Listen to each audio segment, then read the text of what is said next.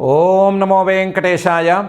విలులిత కచభారా వనజని సుమహారా గోవింద గోవింద. గిరిందధానం గిరిభేదినోగ్రజం గిరిప్రధానం గిరితాఖిలం ప్రభుం గిరీశమిత్రం గిరిజాసుతాప్తకం గిరీశతుల్యం ప్రణమామి సంతతం అని భక్తజన మానస సరసీరుహ నివాసి అయిన శ్రీనివాస పరమాత్మని భక్తిగా నమస్కరించుకుంటూ శ్రీశుకులవారు ఉపదేశం చేసిన శ్రీమద్భాగవతం యొక్క అధ్యయన కార్యక్రమాన్ని మనం ప్రారంభించుకుందాము. యథాప్రకారం గణేశ ప్రార్థనాదులతో ఈ కార్యక్రమానికి మంగళాచరణం చేసుకుందాం. శ్రీ గణేశ ప్రార్థన. శుక్లాంబరధరం విష్ణుం శశివర్ణం చతుర్భుజం ప్రసన్నవదనం ధ్యాయేత్ సర్వవిఘ్నోపశాంతయే. శ్రీగురు ప్రార్థన. గురుర్బ్రహ్మా గురుర్విష్ణు గురుర్దేవో మహేశ్వరః గురుః సాక్షాత్ పరం బ్రహ్మ తస్మై శ్రీగురవే నమః. శ్రీనివాస ప్రార్థన. సర్వాభరణభూషాయ సర్వాయుధధరాయ చ సర్వానుగ్రహకార్యాయ శ్రీనివాసాయ తే నమః. అథ సంకల్పః. అస్మాకం ఉపాత్త సమస్త దురిత క్షయ ద్వారా బుద్ధిశుద్ధ్యర్థం విద్యాభివృద్ధ్యర్థం భక్తిజ్ఞానవైరాగ్యాది తదనుకూల సర్వసంపత్సమృద్ధ్యర్థం శ్రీపరమేశ్వర ప్రీత్యర్థం శ్రీమద్భాగవత పాఠం కరిష్యామహే. అస్య శ్రీమద్భాగవత స్తోత్ర మహామంత్రస్య నారద ఋషి బృహతి ఛందః శ్రీకృష్ణః పరమాత్మా దేవత బ్రహ్మబీజం భక్తిశక్తి జ్ఞానవైరాగ్యే కీలకం. అస్మాకం శ్రీమద్భగవత్ప్రసాదసిద్ధ్యర్థే పాఠే వినియోగః ధ్యానం నారాయణామృతభరాయ విసంకటాయ వ్యాసప్రసూతశుకశౌనకసంఘటాయ సంసారవృక్షఫలభక్షరుజాంకటాయ క్షీరోదధిం మథత భాగవతం ఘటాయ. శ్రీ గురుభ్యో నమః. అమృతమథనంలో వచ్చినటువంటి విఘ్నాలన్నిటినీ శ్రీహరే స్వయంగా తొలగించాడు. పర్వతాన్ని తానే కూర్మ రూపంలో కింద ఉండి ధరించాడు. తానే మరొక రూపం ధరించి ఆ రూపంలో వేల కొద్ది బాహువులతో ఆ పర్వతాన్ని గట్టిగా పట్టి ఉంచాడు పైనుంచి. తానే శక్తి రూపంలో ఇటు దేవతలలోనూ అటు రాక్షసులలోనూ ప్రవేశించాడు. తానే పర్వతంలోకి బలరూపంలోనూ ప్రవేశించాడు. ఈ హడావిడికి పర్వతం ముక్కలు ముక్కలైపోకుండాను. తానే పర్వతానికి కట్టిన తాడు లాంటి నాగేంద్రుడి రూపంలోనూ నాగేంద్రుడిలోని శక్తి రూపంలోనూ ప్రవేశించాడు. తానే చివరికి ఆ పాము తోక పట్టుకుని మథనం చేస్తున్నాడు. మధ్యలో రాక్షసులకేమో కొంత ఇబ్బంది అయింది. దేవతలకి ఆ ఇబ్బంది లేకుండా తానే చూశాడు. దేవతలకి నాగేంద్రుడి ముఖం నుంచి వెలువడే విషాగ్నిజ్వాలల తాలూకు సెగలు తగలకుండా ఏర్పాటు తానే చేశాడు. ఇంత చేసి వీళ్ళందరికీ సౌకర్యాలు చేసి వీళ్ళందరికీ శక్తులను అందించి వీళ్ళందరికీ కావలసినటువంటి మిగతావన్నీ ఏర్పాటు చేసినా సరే మథ్యమానాత్ తథా సింధోః దేవాసురవరూథపై యదా సుధా నజాయేత నిర్మమంథ అజిత స్వయం. మథ్యమానాత్ తథా ఈ రకంగా వీళ్ళందరూ ఆ శ్రీహరే శక్తిని ప్రసాదిస్తే మంథనం చేస్తూ ఉన్నా సింధోహో ఆ సముద్రం నుంచి దేవాసురవరూథపై దేవతల తాలూకు రాక్షసుల తాలూకు నాయకులు మహాబలవంతులు వీళ్ళందరూ శ్రీహరి బలాన్ని పుంజుకుని మరీ మథనం చేస్తున్నా సరే సముద్రం నుండి సుధా నజాయేత సుధ అమృతం అనేది పుట్టడం లేదు.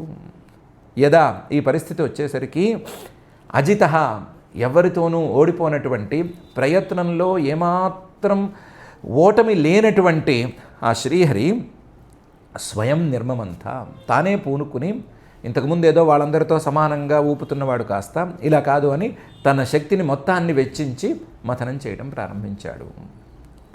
ఇది ఏ రూపంతో? పాము తోక చివర పట్టుకున్న రూపం ఉంది కదా, ఆ రూపంతో మథనం చేయడం ప్రారంభించాడు. మథ్యమానాత్ తథా సింధోః దేవాసురవరూథపై యదా సుధా నజాయేత నిర్మమంథాజిత స్వయం అని శ్రీశుకులవారు చెప్తున్నారు. ఆ మథనం చేసేటప్పుడు ఆ శ్రీహరి యొక్క మనోహర రూపం ఎలా ఉంది అనే విషయాన్ని వేరే వృత్తంలో వేరే శ్లోకంలో చక్కగా చెప్తున్నారు. మేఘశ్యామ కనక పరిధి కర్ణ విద్యోత విద్యుత్ మూర్ధ్నిభ్రాజద్ విలులిత కచ శ్రగ్ధరో రక్తనేత్ర జైత్రైర్దోభిర్ జగదభయదైర్దందశూకం గృహీత్వా మథ్నన్మథ్నా ప్రతిగిరిరివా శోభతాథో ధృతాద్రి అని. మేఘశ్యామ మేఘాల్లాగా నల్లవాగులో ఉన్నాడు. కనక పరిధి బంగారు రంగు పట్టుబట్టను కట్టుకుని ఉన్నాడు. కర్ణ విద్యోత విద్యుత్ ఆయన తాడుని ఇటు అటు లాగుతూ ఉంటే, ఒకవైపు రాక్షసులు లాగుతున్నారు, మళ్ళీ ఈయన బలం కొద్దీ లాగుతున్నాడు. అలా లాగుతుంటే ఆయన కదిలిపోతున్నాడు. ఆయన కదులుతుంటే ఆయన చెవులకు ఉన్నటువంటి కుండలాలు, మకర కుండలాలు అవి కదిలిపోతున్నాయి. కదిలిపోతూ ఆ మకర కుండలాల్లో ఉండేటువంటి మణులు జిగేల్ మని మెరుస్తూ ఉంటే ఏదో విద్యుత్తులు అంటే మెరుపులు మెరుస్తున్నాయేమో అన్నట్లుంది. అలా ఉన్నాడు. కర్ణ విద్యోత విద్యుత్ ఆయన చెవుల్లో రెండు చెవుల్లోనూ మరకత కుండలాలు విద్యుత్తుల్లాగా మెరుపుల్లాగా మెరుస్తున్నాయి. మూర్ధ్ని భ్రాజద్ విలులిత కచహ ఆయన హైలేసా అని ఇటు అటు అటు ఊపుతూ ఉంటే ఆ ఊపుకు తగ్గట్లుగా ఆయన తల మీద ఉండేటువంటి వెంట్రుకలు కూడా అలా అలా అలా అలా ఊగుతున్నాయి. మూర్ధ్ని భ్రాజద్ విలులిత కచహ అలా కేశాలు అలా ఊగుతూ ఉంటే ఆ కేశాలతో కూడా అందంగా ఉన్నాడు. శ్రగ్ధర ఆయన మంచి వనమాల వేసుకున్నాడు కదా, ఆ వనమాల ఇటు అటు ఊగుతోంది, అది కూడా కదులుతోంది. కానీ అదేమీ వాడిపోలేదు. ఈ సెగలకి, పాము తాలూకు సెగలకి ఏమి వాడిపోలేదు, చక్కగా ఉంది. రక్తనేత్ర కళ్ళు మాత్రం కొంచెం ఎర్రజీరలతో ఉన్నాయి. పని బాగా చేస్తే మంచి వీరులు అనే వాళ్ళకి పని చేస్తున్నప్పుడు కొంచెం కళ్ళు ఎర్రబడటం అనేది సహజంట. దాని ప్రకారం రక్తనేత్రగా ఉన్నాడు. జైత్రైర్దోభి దోర్భి ఏం చేశాడు, 4 భుజాల రూపాన్ని ధరించాడు. 4 భుజాలతోనూ లాగుతున్నాడు, 4 భుజాలతోనూ మథనం చేస్తున్నాడు. ఆ 4 భుజాలు ఎలాంటివి? జైత్రై అసలు ఓటమి అనేదాన్ని ఎరగనివి, ఎప్పుడూ గెలిచేటువంటివి. జైత్రైర్దోర్భి అందులోనూ జగదభయదై ఈ ప్రపంచం మొత్తానికి అభయాన్నిచ్చేటువంటి భుజాలు ఆ 4. ఆ 4 భుజాలతో ఈయన మథనం చేస్తున్నాడు. జగత్తుకి అభయం ఇవ్వటం, ప్రపంచానికి అభయం ఇవ్వటంలో భాగంగానే ఈ మథనాన్ని ప్రారంభించాడు. ఆ ప్రారంభించడంలో భాగంగానే పాము తోకను పట్టుకోవడానికి కూడా సిద్ధపడ్డాడు.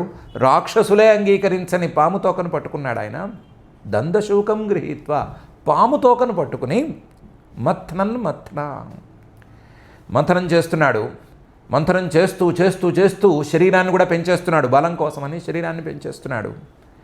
ఎంత దాకా పెరిగాడంటే ప్రతిగిరిరివ ఈ కవ్వం స్థానంలో పెట్టిన మందర పర్వతం ఎంత ఉందో అంత పెరిగిపోయాడు. దాంతో ఈయన కూడా ఒక మందర పర్వతం వల్లే కనిపించాడు. ప్రతిగిరిరివ అంటే పర్వతంతో పోటీ పడుతున్నటువంటి పర్వతంలాగా పెరిగిపోయాడు. అశోభత చాలా అందంగా ఉన్నాడు. అథో ధృతాద్రి వాస్తవానికి ఈయన పర్వతమంత కాయంతో మథనం మాత్రమే చేయటం లేదు, పర్వతమంత కాయంతో కింద పర్వతాన్ని కూర్మ రూపంలో, తాబేలు రూపంలో పట్టి ఉంచాడు. పర్వతమంత కాయంతో పర్వతాన్ని పైనుంచి కూడా పట్టి ఉంచాడు ప్రెషర్ కోసమని. 2 వైపుల నుంచి ధృతాద్రి 2 వైపుల నుంచి పర్వతాన్ని పట్టుకుని 3వ వైపు నుంచి పర్వతం అంతా పెరిగి ఈయన కూడా పర్వతాన్ని గట్టిగా ఊపటం ప్రారంభించాడు. మేఘశ్యామ కనక పరిధి కర్ణ విద్యోత విద్యుత్ మూర్ధ్ని భ్రాజద్ విలులిత కచ శ్రగ్ధరో రక్తనేత్ర జైత్రైర్దోర్భిర్జగదభయదైర్దందశూకం గృహీత్వా మథ్నా ప్రతిగిరిరివ అశోభత అథో ధృతాద్రి అని శ్రీశుకుల వారు ఆ స్వామి యొక్క మనోహర రూపాన్ని ఈ శ్లోకంలో వర్ణిస్తున్నారు. ఈయన పూనుకునేసరికి, ఈయన తన శక్తిని గట్టిగా పెట్టేసరికి అక్కడి నుంచి రావటం మొదలైంది. అక్కడి నుంచి పైకి తేలటం అనేది మొదలైంది. ఆ తేలటంలో మొదలు ఏం తేలింది అంటే నిర్మథ్యమానాదుదరేణ భూద్విషం ఉదధేరభూద్విషం మహోల్బణం హాలహలాహ్వమగ్రత సంభ్రాంతమీనోన్మహ మకరాహి కచ్చపాత్ తిమిద్విపగ్రాహ తిమింగిలాకులాత్ నిర్మథ్యమానాత్ ఇలా ఆయన కూడా మథనం చేస్తూ ఉండగా ఉదధేహే ఆ సముద్రం నుంచి అభూత్ పుట్టింది. ఏం పుట్టింది? విషం పుట్టింది. అభూత్ విషం. ఆ పుట్టిన విషం మహోల్బణం, చాలా తీవ్రమైంది. దాని పేరు హాలహలం. హాలహలం లేదా హాలాహలం అనే పేరు. హాలాహలాహ్వం. అగ్రత ముందు ఆ విషం పుట్టింది. ఎప్పుడైనా మనం విచారణ చేస్తూ ఉంటే, ఆలోచన చేస్తూ ఉంటే మన బుద్ధి చెడు వైపుకే ముందు మొగ్గినట్లుగా, వాడి పని పడదాము, లేదా ఈ అపకారం చేసేద్దాము, వాడికి అపకారం చేసి ఎలాగైనా వాడి మీద గెలుపు సాధిద్దాము అని చెడు వైపు మొగ్గినట్లుగా ఈ మథనం నుంచి ముందు విషం అనేది పుట్టింది. హాలహలాహ్వం అగ్రత. ఇప్పుడే ఎందుకు పుట్టింది అంటే, ఇంతకుముందు దేవాసురులు మథనం చేశారు. చేసినప్పుడు లోపల ఈ మకరాలు అవన్నీ ఏంది గోల, భూకంపం వచ్చినప్పుడు ఉన్నట్లుగా ఈ పరిస్థితులు ఉన్నాయి ఏంటి అని తికమక పడ్డాయి అనుకున్నాం కదా. ఇప్పుడు సంభ్రాంత మీనోన్ మకరాహి కచ్చపాత్.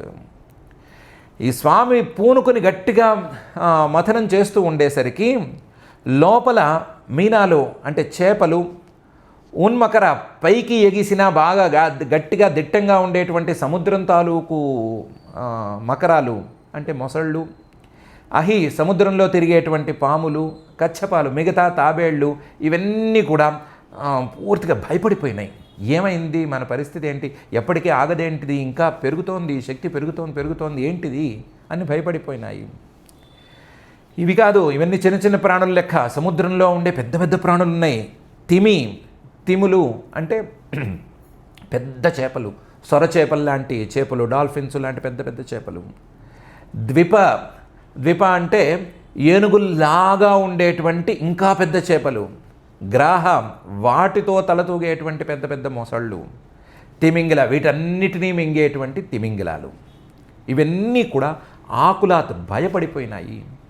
సముద్రంలో పరిస్థితులు వాటికి బాగా తెలుసు. సముద్రంలో ఎప్పుడు ఏమవుతుంది, ఎప్పుడు ఏమైతే మనం జాగ్రత్తగా ఉండాలి అని వాటికి తెలుసు. సునామీలు కానీ వచ్చినా సరే అవేం బయట ఏం వచ్చేసేవు, జాగ్రత్త పడిపోతే ఎక్కడో దాక్కుంటాయి. అలాంటివి అవే ఏం చేయాలో తోచక ఇబ్బంది పడిపోయినాయి. అంత శక్తి సముద్రంలో ఉద్భవించింది. ఎందుకంటే స్వామే పూనుకుని స్వామే గట్టిగా మథనం చేస్తున్నాడు. ఆ మథనం గట్టిగా ఇలా సాగేసరికి ముందు హాలాహలం అనే పేరుతో విషం పుట్టేసింది. విచారణ సమయంలో చెడు నిర్ణయం ముందు పుట్టినట్లుగా ఈ విషం పుట్టింది. నిర్మథ్యమానాద్ ఉదధేరభూద్విషం మహోల్బణం హాలహలాహ్వమగ్రత సంభ్రాంతమీనోన్మకరాహి కచ్చపాత్ తిమిద్విపగ్రాహ తిమింగిలాకులాత్. ఆ విషం పుట్టిన విషంలాగా ఉండిపోలేదు. తదుగ్రవేగం దిశ్యుపర్యధో విసర్పదుత్సర్పదసహ్యమప్రతి భీతా ప్రజా దుద్రువురంగసేశ్వరా అరక్ష్యమాణా శరణం సదాశివం.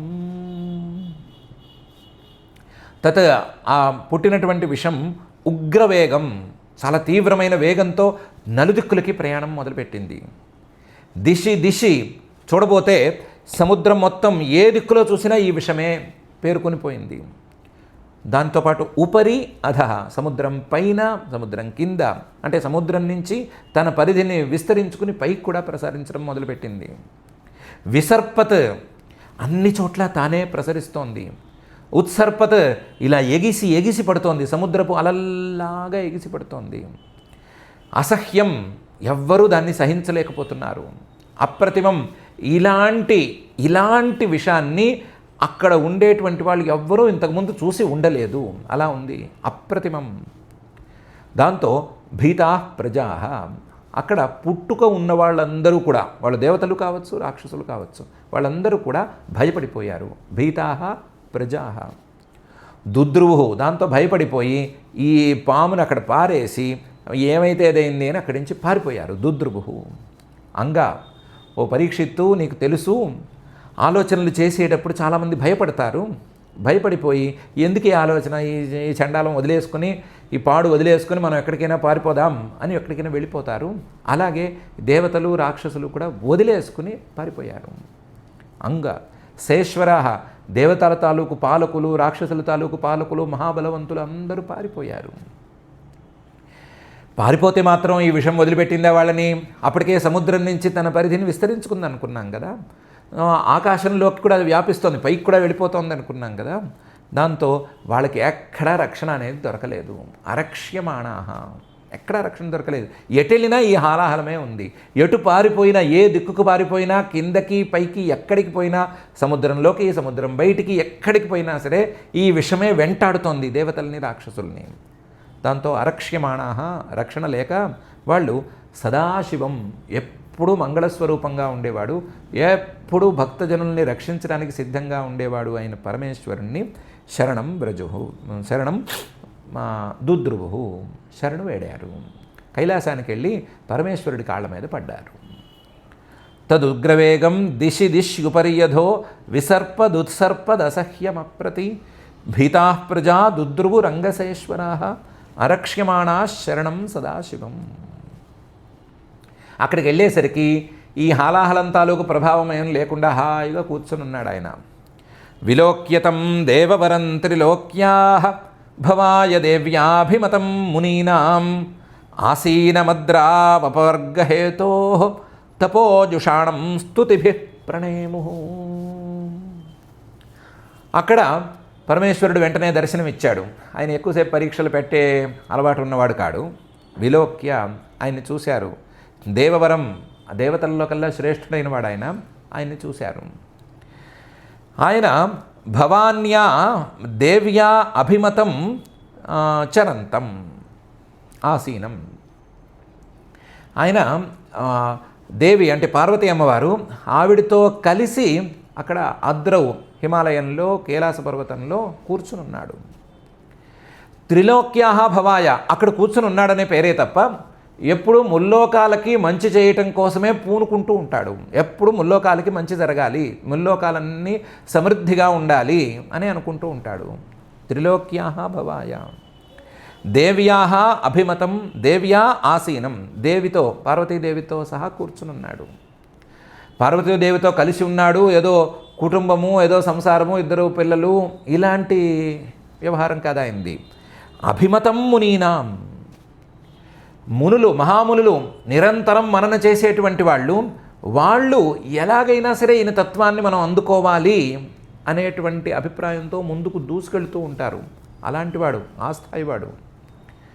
ఆ మునులు కూడా ఏదో ఆలోచన చేసేవాళ్ళు, ఏదో మనన చేసేవాళ్ళు కాదు. అపవర్గహేతో, మోక్షాన్ని కోరుకునేటువంటి మునులు. మోక్షం కావాలి అంటే జ్ఞానం కావాలి, జ్ఞానం కావాలంటే పరమేశ్వరుడి యొక్క అనుగ్రహం ఉండాలి అని అనుకుని ఆయన వెంట పడుతూ ఉంటారు. అలా అభిమతం మునీనాం అపవర్గహేతో ఆసీనం అద్రౌ. అందులోనూ అపవర్గహేతో, వీళ్ళందరికీ మోక్షం రావాలి అని తాను కూడా కళ్ళు మూసుకుని కూర్చుని తపస్సు చేస్తూ ఉంటాడు. తపోజుషాణం. ఎందుకు కళ్ళు మూసుకుని చేస్తూ ఉంటాడు అంటే, కళ్ళు తెరిచి దిక్కులు చూస్తూ ఉంటే ఈ మోక్షం రాదు. కళ్ళు మూసుకుని కాస్తంత కుదురుగా కూర్చుంటేనే, ఆలోచనని వాటన్నిటినీ నియంత్రిస్తేనే మోక్షం వస్తుంది అని ఆ మునులకు చెప్పటానికి, ఆ మునులకి తాను కూడా ఆదర్శ పురుషుడుగా ఉండటానికి తపోజుషాణం, తపస్సే ఇష్టం అన్నట్లుగా బండరాయి మీద కూర్చుని కదలకుండా తపస్సు చేస్తూ ఉంటాడు. అలాంటి వాడిని పరమేశ్వరుణ్ణి వెళ్ళి చూశారు. చూసి ప్రణేము, ముందు నమస్కారం చేశారు. నమస్కారం చేసి స్తుతిభ్య ప్రణేము, మళ్ళీ తమ వాక్యాలతో, స్తుతి వాక్యాలతో కూడా మళ్ళీ నమస్కారం చేశారు. విలోక్యతం దేవవరం త్రిలోక్యా భవాయ దేవ్యాభిమతం మునీనాం ఆసీనమద్రావపవర్గహేతో తపోజుషాణం స్తుతిభి ప్రణేము. ప్రజాపతయౌచు, ఏమని స్తుతి చేశారు వాళ్ళు? దేవదేవ మహాదేవ భూతాత్మన్ భూతభావన త్రాహిన శరణాపన్నాన్ త్రైలోక్య దహనాద్విషాత్ అని మొదలుపెట్టి స్తుతి చేశారు. లేదా మొదలుపెట్టి నమస్కారం చేశారు. తమ ప్రార్థనల్ని వినిపించుకున్నారు. ఏమని? దేవదేవ, ఓ దేవతలకే దేవుడా, లేదా ప్రకాశాలకే ప్రకాశ స్వరూపుడా, మహాదేవ, ప్రకాశాల్లో కల్లా ఉత్తమ ప్రకాశుడా, లేదా దేవతల్లో కల్లా శ్రేష్ఠుడుగా, లేదా గొప్పవాడా, భూతాత్మన్, ఈ పుట్టేటువంటి వాటన్నిటికీ ఆత్మస్వరూపంగా ఉండేటువంటి వాడా, భూతభావన, అసలు పుట్టే ప్రతి వస్తువును పుట్టించేవాడా, దేవదేవ మహాదేవ భూతాత్మన్ భూతభావన, ఓ పరమేశ్వర, శరణాపన్నాన్ నహ త్రాహి, నీ శరణు మేము వేడాము, నిన్ను శరణు వేడాము, మమ్మల్ని నువ్వు పాలించు, మమ్మల్ని రక్షించు. త్రాహిన శరణాపన్నాన్. ఎక్కడి నుంచి రక్షించాలి? త్రైలోక్య దహనాద్విషాత్. ఒక విషం మమ్మల్ని తరుముకొస్తోంది, ఆ విషం ముల్లోకాల్ని దహించేసేస్తోంది, ముల్లోకంలో ఉన్న వాళ్ళందరినీ కాల్చేస్తోంది, ఆ విషం నుండి మమ్మల్ని రక్షించు అని మొదలుపెట్టారు. దేవదేవ మహాదేవ భూతాత్మన్ భూతభావన త్రాహిన శరణాపన్నాన్ త్రైలోక్య దహనాద్విషాత్. నా దగ్గరికే ఎందుకు వచ్చారు అని నువ్వు అడగద్దు, నోరు తెరవ్వు నువ్వు. కానీ ఈ ప్రశ్నను మాత్రం అడగవద్దు. త్వమేక సర్వజగత ఈశ్వరో బంధమోక్షయో తంత్వామర్చంతి కుశలాః ప్రపన్నార్తిహరం గురుం. అందువల్ల ఈ ప్రశ్న రాదు. త్వమేక సర్వజగత ఈశ్వర. మొత్తం ఈ ప్రపంచం మొత్తానికి, లేదా ఇలాంటి ప్రపంచాలు ఎన్ని ఉంటే అన్నిటికీ కూడా ఈశ్వర, ఈశ్వరుడివి, రాజువి, నువ్వే స్వామివి. త్వమేక, నువ్వు ఒక్కడివే, ఇంకొకరు రాజు లేడు, ఇంకొకడు నాయకుడు లేడు, ఇంకొక ఈశ్వరుడు లేడు, నువ్వొక్కడివే ఈశ్వరుడివి. అందువల్లే నీకు పరమేశ్వర అని పేరు. త్వమేక సర్వజగత ఈశ్వర. ఎలా అయ్యావు ఈశ్వరుడివి అంటే ఈశ్వరో బంధమోక్షయో. నీవే ఏ ప్రాణికి బంధం రావాలన్నా నువ్వే కారణం, ఏ ప్రాణికి ఆ బంధం నుంచి మోక్షం రావాలన్నా నువ్వే సాధనం. బంధకో భవపాశేన భవపాశాచ్చ మోచక అని నీ గురించే చెప్తారు. ఈ భవం, సంసారం అనేటువంటి పాశంతో ప్రతి ఒక్కళ్ళని నువ్వే కట్టేస్తావు. అందుకనే పాశంతో కట్టబడి ఉంటారు కాబట్టి జీవులకి పశువులు అని పేరు. ఆ పశువులు నీ పాశం ప్రకారమే, నీ భవపాశం ప్రకారమే నడుచుకుంటూ ఉంటారు. ఆ పశువులకు నువ్వు పతివి కాబట్టి అనుకున్నప్పుడు, వాళ్ళు ప్రార్థించినప్పుడు ఆ పాశాలని విడగొట్టేస్తావు కాబట్టి నీకు పశుపతి అనే పేరు కూడా ఉంది.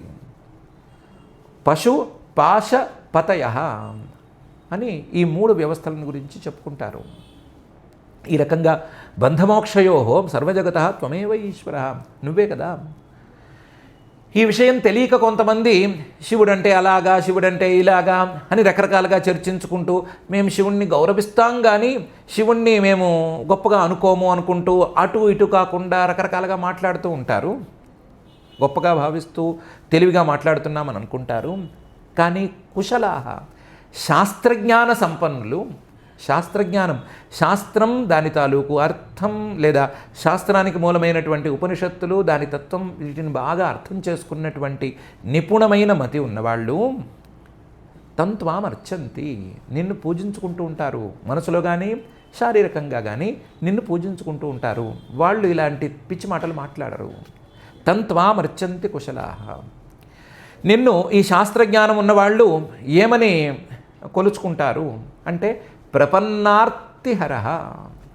ఎవరైనా నిన్ను శరణు వేడితే వాళ్ళ యొక్క కష్టాలన్నిటినీ నువ్వు పోగొడతావు అనే ఉద్దేశంతో కొలుచుకుంటారు.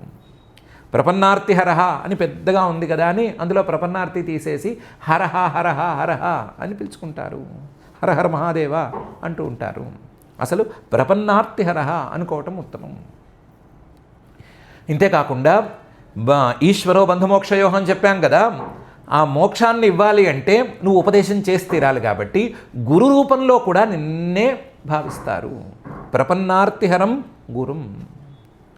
లేదా భవపాశం అనే ఆర్తిని పోగొట్టే వాళ్ళలో గురువు సర్వోత్తముడిగా నిన్నే వాళ్ళు భావించి కొలుచుకుంటూ ఉంటారు.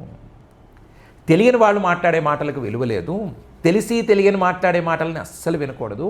కుశలాహ, శాస్త్రం తెలిసిన వాళ్ళు మాట్లాడిన మాటలకే విలువ, ఆ మాటలకి లేదా వాళ్ళ అభిప్రాయాలకి విలువ ఇచ్చే మాట అయితే వాళ్ళు నిన్నిలా అర్థం చేసుకుంటున్నారు అని ప్రజాపతులు అన్నారు.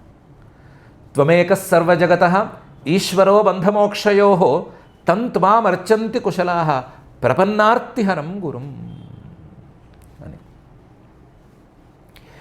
ఏమయ్యా భాగవతం భాగవతం అని మొదలు పెట్టుకున్నారు, ఇంతసేపటికి ఎప్పటికీ విష్ణువు విష్ణువు విష్ణువు శ్రీమన్ మహావిష్ణువు శ్రీహరి శ్రీహరి అని చెప్పుకుంటూ వచ్చారు, విషం వచ్చేసరికి నేను గుర్తొచ్చానా అని అంటే అన్నారు, గుణమయ్యా స్వశక్త్యాస్య సర్గస్థిత్యప్యయాన్ విభో ధత్సే యదా స్వదృగ్భూమన్ బ్రహ్మ విష్ణు శివాభిధాం.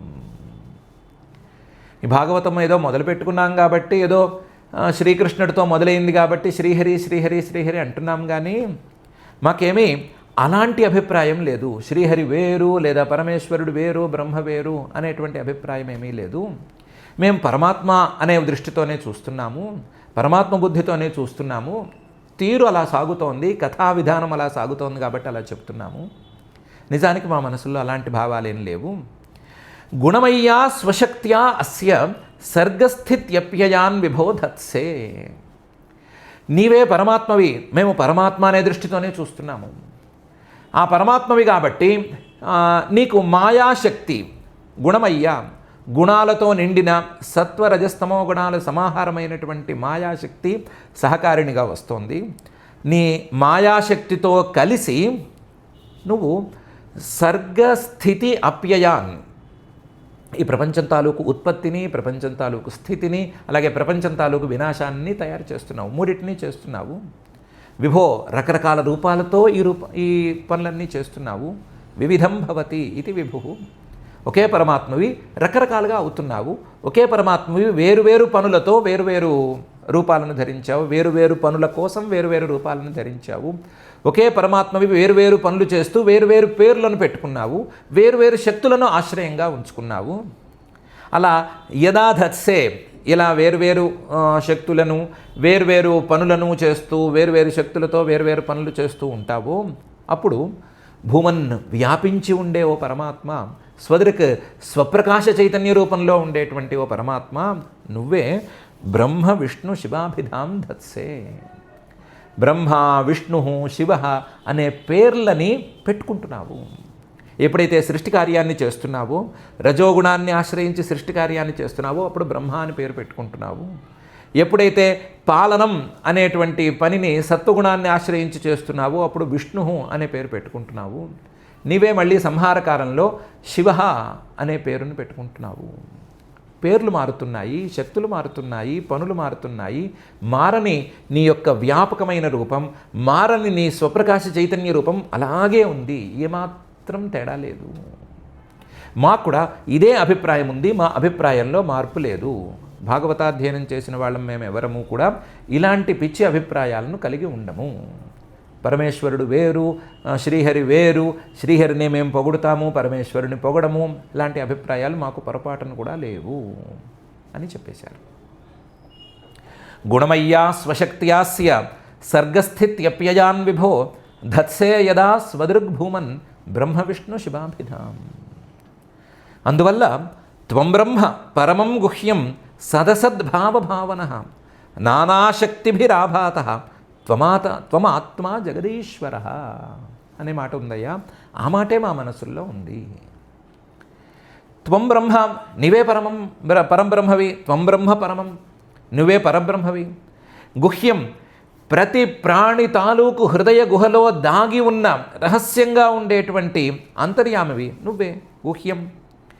సదసద్భావభావన, కనిపించేవి కనిపించనివి అయినటువంటి రూపాలని, ఆ కనిపించని రూపాలను అంటిపెట్టుకున్నటువంటి శరీరాలను అంటిపెట్టుకున్నటువంటి రకరకాల జీవులను వీళ్ళందరినీ సృష్టి చేసి ఈ ప్రపంచంలోకి ఇలా విసిరేసేది కూడా నువ్వే. సదసద్భావ భావన. వాళ్ళు దేవతలు అవ్వచ్చు, మనుషులు అవ్వచ్చు, పశుపక్ష్యాదులు అవ్వచ్చు, నరకాల వాళ్ళు అవ్వచ్చు, రాక్షసులు అవ్వచ్చు, ఎవరైనా అవ్వచ్చు. వాళ్ళందరినీ కూడా వాళ్ళకు కావలసినటువంటి శరీరాలను సృష్టి చేసి, వాళ్ళకు కావలసిన భోగ్య పదార్థాలను సృష్టి చేసి, వాటి తాలూకు ముడి సరుకులను కూడా సృష్టి చేసి అన్నిటినీ కలిపి ఈ సృష్టిలోకి పారేసేది నువ్వే. సదసద్భావ భావన. ఇలా నానాశక్తిభి, ఎన్ని శక్తులున్నాయి నీకు. ఇంద్రో మాయాభి పురురూపయతే. ఎన్నో శక్తులున్నాయి, ఎన్నో మాయాశక్తులున్నాయి. ఆ మాయాశక్తులతో ఈ పనులన్నీ చేస్తున్నావు. ఆ మాయాశక్తులతో నానాశక్తిభి ఆభాత, నువ్వే ఆయా రూపాల్లో మళ్ళీ కనిపిస్తున్నావు. అందువల్ల త్వం ఆత్మ, ఏ శరీరాన్ని తీసుకున్నా ఆ శరీరంలో వ్యాపించి ఉన్న ఆత్మస్వరూపానివి నువ్వే. మళ్ళీ ఆ శరీరాన్ని సంరక్షిస్తున్నటువంటి జగదీశ్వర, ఆ జగదీశ్వరుడు, జగత్తు మొత్తానికి ఈశ్వరుడివి కూడా నువ్వే. నువ్వే ఈశ్వరుడివి అంటే ఈ సృష్టిని చేసేవాడివి నువ్వే. నువ్వే సృష్టిలో భాగమైనటువంటి శరీరాల్లోకి ప్రవేశించే ఆత్మవి. మళ్ళీ నువ్వే ఆ సృష్టిలో ఉండే ప్రాణుల తాలూకు హృదయాల్లో ఉండేటువంటి అంతర్యామివి, నువ్వే వీటన్నిటికీ అతీతమైనటువంటి పరబ్రహ్మవి, నువ్వే అంతా, నువ్వు తప్ప మరొక వస్తువు లేదు, మాకు ఈ భావన కలిగింది అని చెప్పారు.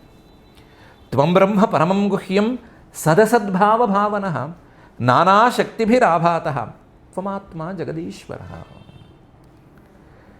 అంతేకాదయ్యా, త్వం శబ్దయో నిర్జగదాదిరాత్మా ప్రాణేంద్రియ ద్రవ్యగుణస్వభావ కాలః క్రతుః సత్యమృతం చ ధర్మః త్వయ్యక్షరం యత్రివృదామనంతి అని కూడా చెప్పారు. మొత్తం ఆత్మ అన్నాము, ముందు వెనక అంతర్యామి కారణం రకరకాలుగా చెప్పాం కదా. దాన్ని కొంచెం వివరించుకుంటే, కొంచెం స్థూల రూపానికి తీసుకొచ్చుకుంటే, ముందుగా ఈ సృష్టి మొత్తం చేయటానికి ముందుగా నువ్వు శబ్దాన్ని సృష్టి చేస్తావు కదా. దేనికైనా సరే ముందు పేరు పెట్టి ఆ పేరు పెట్టిన వస్తువునే సృష్టి చేయటం అనేది నీ యొక్క అలవాటు కదా. అలా త్వం శబ్దయోని, శబ్దాన్ని సృష్టి చేసి ఆ శబ్దం ద్వారా అర్థాన్ని సృష్టి చేస్తున్నావు.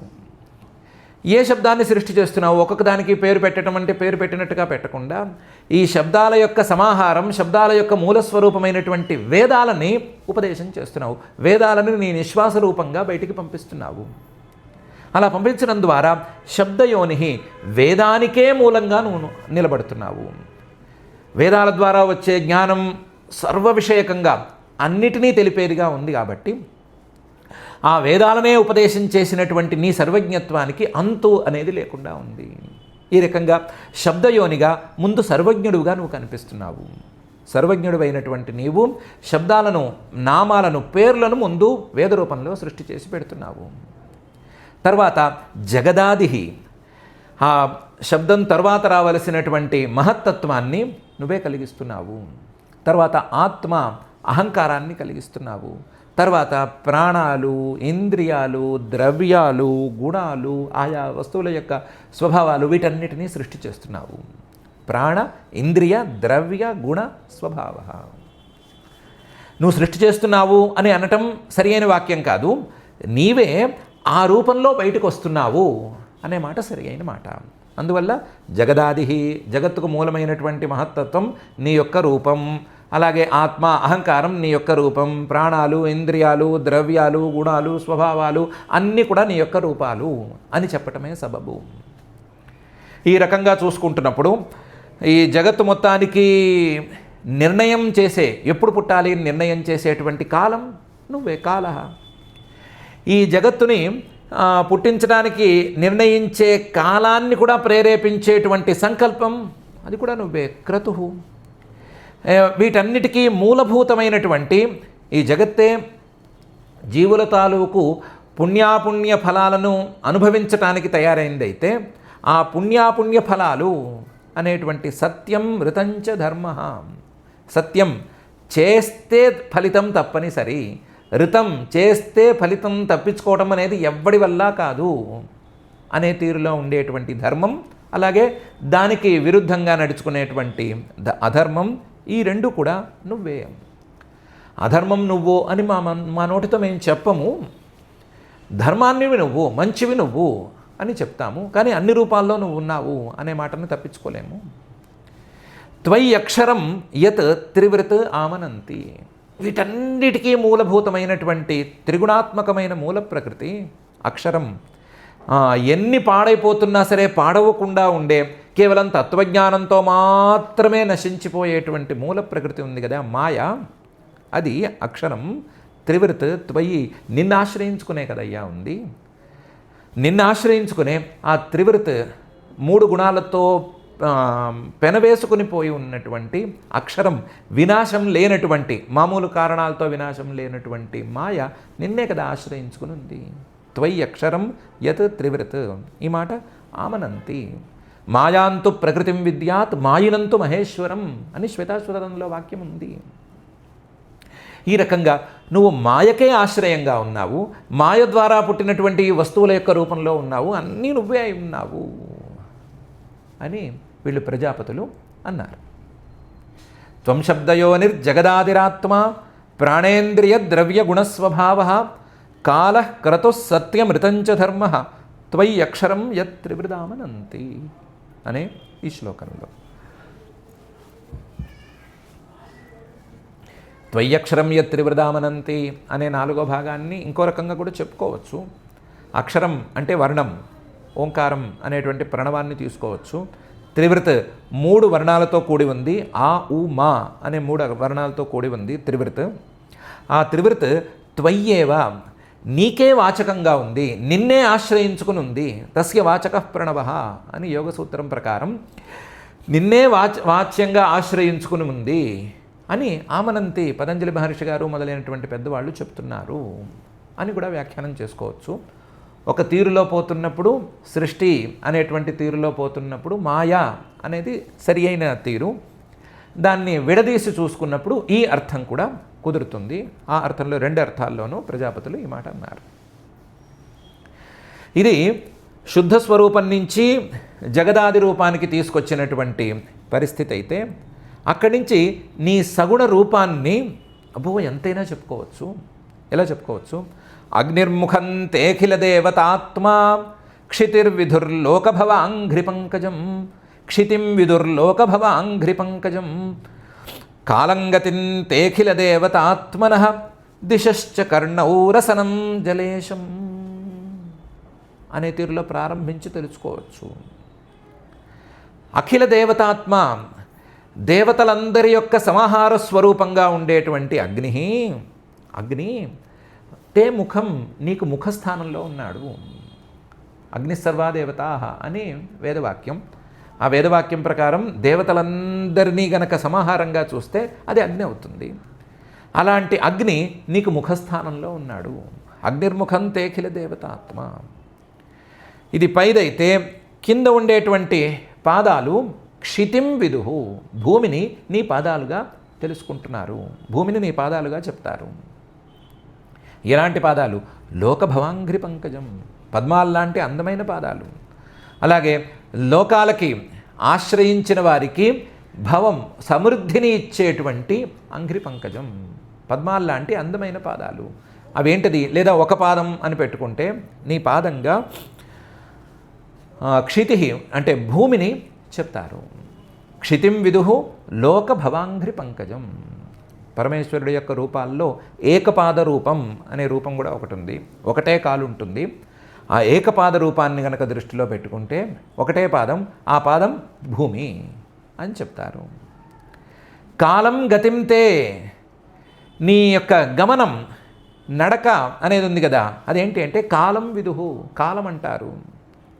అఖిల దేవతాత్మనః, మొత్తం దేవతలందరూ నీలోనే ఉన్నారు అని చెప్తారు. అలాంటి నీకు దిశశ్చ కర్ణౌ, 2 చెవులుగా దిక్కులున్నాయి అని చెప్తారు. రసనం జలేశం, నీ నాలుకగా వరుణుడు కూర్చుని ఉన్నాడు అని చెప్తారు. అగ్నిర్ముఖం తేఖిల దేవతాత్మ క్షితిం విదుర్లోక భవాంఘ్రి పంకజం కాలం గతిం తేఖిల దేవతాత్మనః దిశశ్చ కర్ణౌ రసనం జలేశం. నాభిర్నభస్తే శ్వసనం నభస్వాన్ సూర్యశ్చ చక్షుంషి జలం స్మరేతః పరావర ఆత్మాశ్రయణం తవాత్మా సోమో మనోద్యౌర్భగవన్ శిరస్తే. నీ యొక్క నాభి బొడ్డు ఏంటి అంటే నభః, ఆకాశం. ఇంత పెద్ద ఆకాశం, అన్నిటినీ మింగేసేటువంటి ఆకాశం నీ బొడ్డు అంత చిన్నది లెక్క. శ్వసనం, నువ్వు పీల్చుకునే శ్వాస ఉంది కదా, ఎవరు? నభస్వాన్, వాయువే, ఆకాశాన్ని పట్టుకుని వెళ్ళాడుతూ ఉండేటువంటి వాయువే. సూర్యశ్చ చక్షుంషి, సూర్యుడు అనేటువంటి వాడు లేదా వెలిగేటువంటి ఆ గోళం చక్షుంషి నీ కళ్ళ స్థానంలో ఉంది.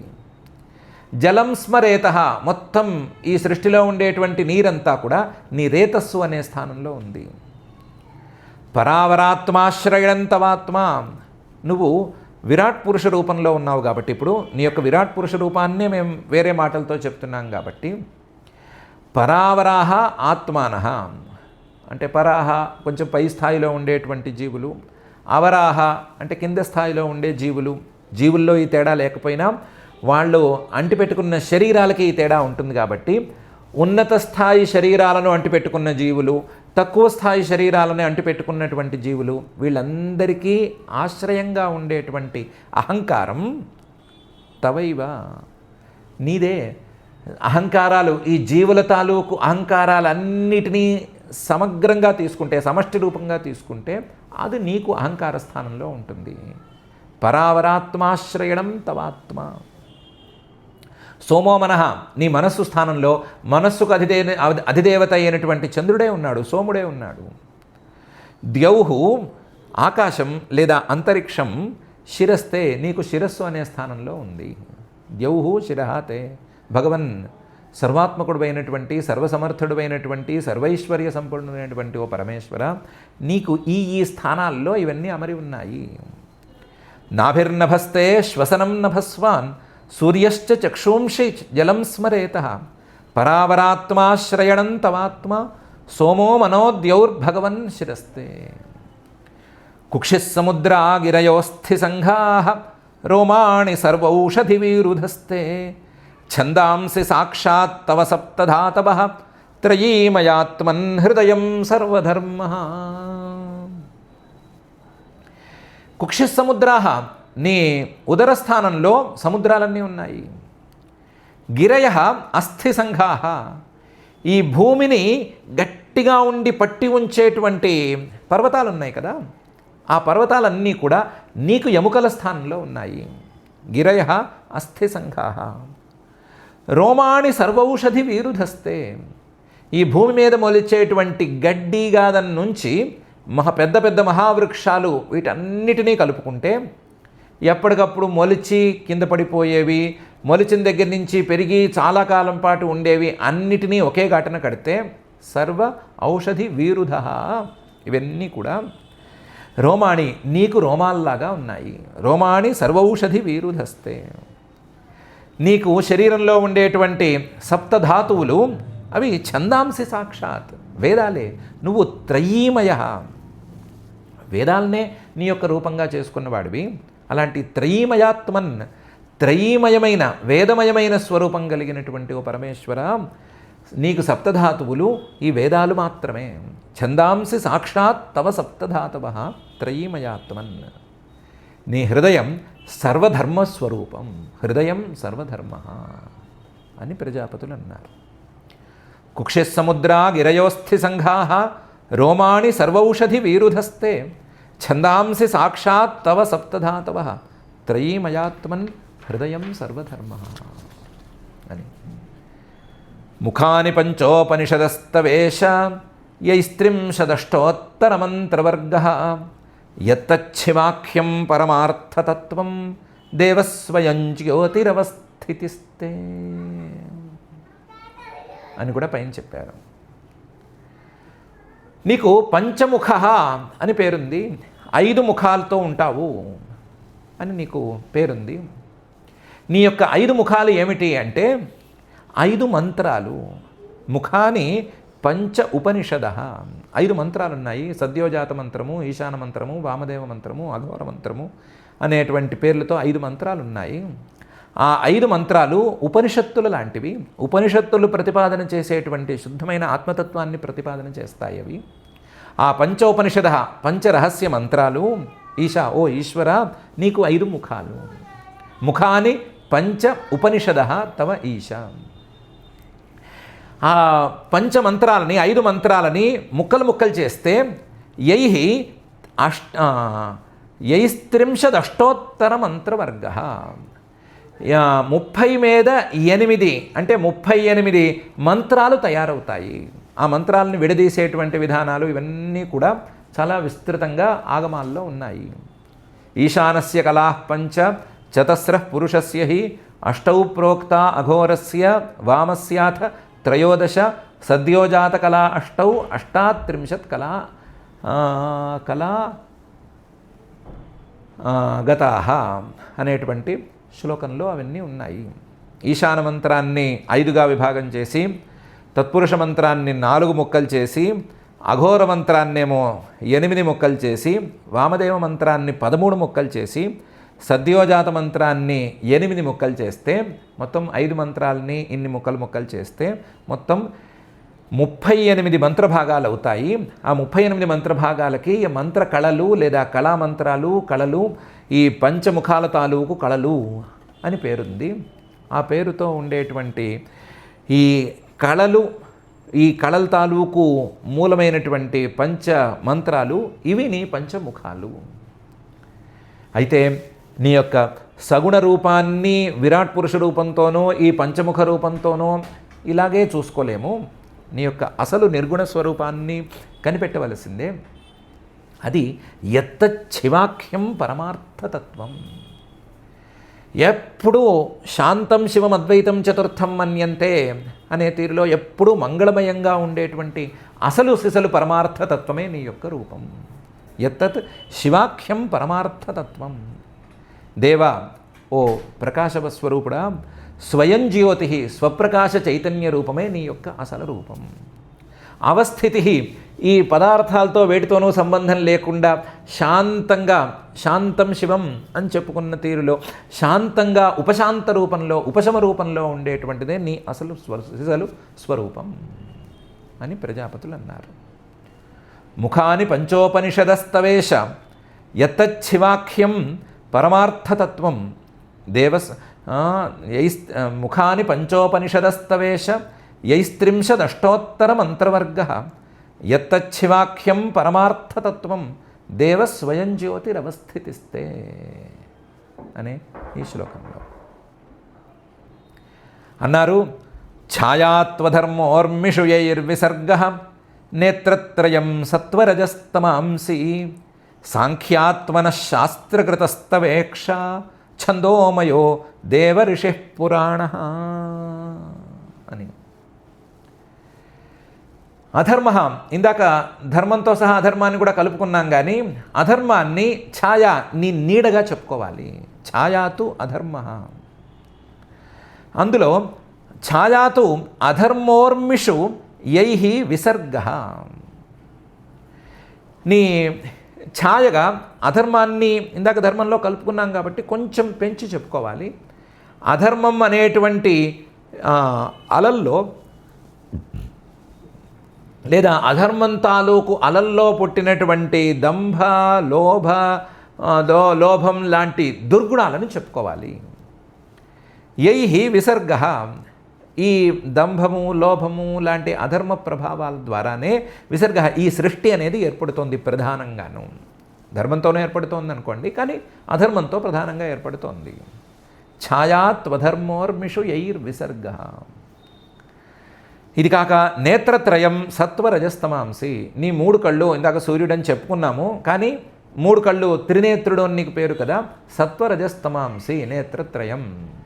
ఈ 3 నేత్రాలతో నువ్వు పనులన్నీ చేస్తున్నావు. ఇది కాక సాంఖ్యాత్మన సమ్యజ్ఞాన స్వరూపుడైనటువంటి ఓ పరమాత్మ, పరమేశ్వర, శాస్త్రకృత, శాస్త్రం మానవులకు హితాన్ని శాసించే, హితాన్ని బోధించేటువంటి వేదాన్ని ఉపదేశం చేసినటువంటి ఓ పరమేశ్వర, శాస్త్రకృత, నీ యొక్క ఈక్ష, తవ ఈక్ష, నీ చూపు, పురాణ, అతి పురాణమైనటువంటి, ఋషి, అన్నిటినీ తెలియజేసేటువంటి, ఛందోమయ, వేదమయంగా ఉంది. వేదాలను బోధించిన వాడి యొక్క ఈక్ష, దర్శనం లేదా చూపు, ఆలోచన ఇవన్నీ కూడా వేదమయంగానే ఇక్కడ ఉంటాయి. ఆ వేదమయంగా ఉన్నాయి. ఓ దేవా, ఈ నీ యొక్క సగుణ రూపాల్లో ఉత్తమమైన రూపం ఇలా ఉంది అని ప్రజాపతులు అన్నారు. ఛాయాత్వధర్మోర్మిషు యైర్విసర్గో నేత్రత్రయం సత్వరజస్తమాంసి సాంఖ్యాత్మన శాస్త్రకృతస్తవేక్ష ఛందోమయో దేవ ఋషిః పురాణ అని. ఇంకా కూడా చాలా అన్నారు. అన్న తర్వాత పరమేశ్వరుడు చాలా అన్నాడు. అన్న తర్వాత మళ్ళీ చేయాల్సిన పనులేవో చేశాడు. చేయటంతో అధ్యాయం పూర్తవుతుంది. అది సుమారుగా 15-16 శ్లోకాల వ్యవహారం. కాబట్టి మనం ఇక్కడికి ఆపుకుందాము.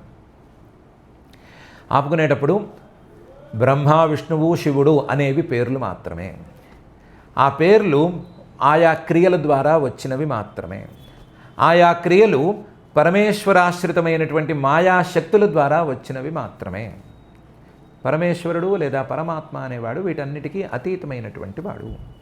ఆయన యొక్క రూపాలు ఇవి.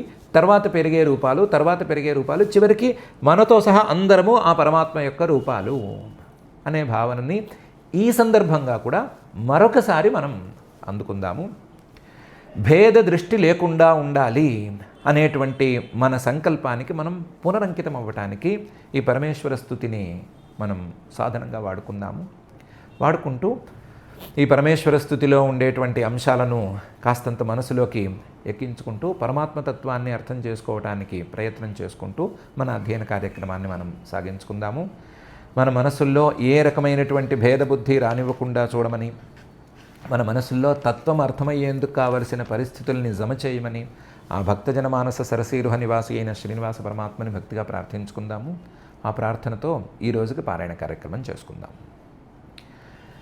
అథ శ్రీమద్భాగవతే పారమహంస్యాం సంహితాయాం అష్టమస్కంధే సప్తమాధ్యాయే శ్లోకాః మథ్యమానాత్ తథా సింధోః దేవాసురవరూథపైః యదా సుధా న జాయేత నిర్మమంథాజితస్వయం